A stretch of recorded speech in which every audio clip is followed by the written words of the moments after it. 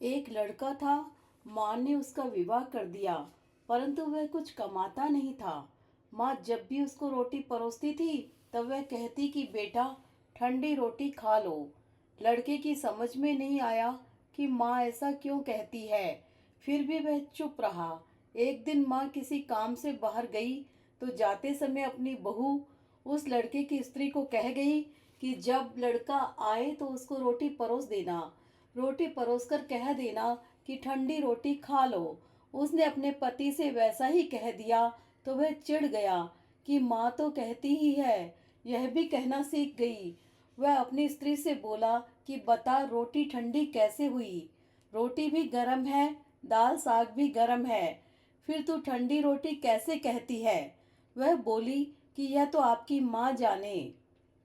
आपकी माँ ने मेरे को ऐसा कहने के लिए कहा था, इसलिए मैंने कह दिया। वह बोला कि मैं रोटी नहीं खाऊंगा। माँ तो कहती ही थी, तू भी सीख गई। माँ घर आई तो उसने बहू से पूछा कि क्या लड़के ने भोजन कर लिया। वह बोली कि उन्होंने तो भोजन किया ही नहीं, उल्टा नाराज हो गए। माँ ने लड़के से पूछा तो वह बोला कि माँ, तू तो रोजाना कहती थी कि ठंडी रोटी खा ले और मैं सह लेता था। अब यह भी कहना सीख गई। रोटी तो गर्म होती है, तू बता कि रोटी ठंडी कैसे है। माँ ने पूछा कि ठंडी रोटी किसको कहते हैं। वह बोला, सुबह की बनाई हुई रोटी शाम को ठंडी होती है। ऐसे ही एक दिन की बनाई हुई रोटी दूसरे दिन ठंडी होती है। बासी रोटी ठंडी और ताजी रोटी गर्म होती है। माँ ने कहा, बेटा, अब तू विचार करके देख। तेरे बाप की जो कमाई है वह ठंडी बासी रोटी है। गरम ताजी रोटी तो तब होगी जब तू खुद कमा कर लाएगा।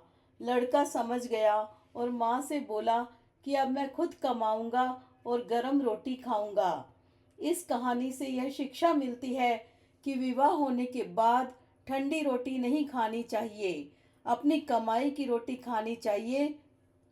जब भगवान राम वनवास में गए तब रावण सीता जी को ले गया। किसी भी रामायण में यह सुनने में नहीं आया कि राम जी ने भरत को समाचार दिया हो कि रावण मेरी स्त्री को ले गया है, तुम मेरी सहायता करो।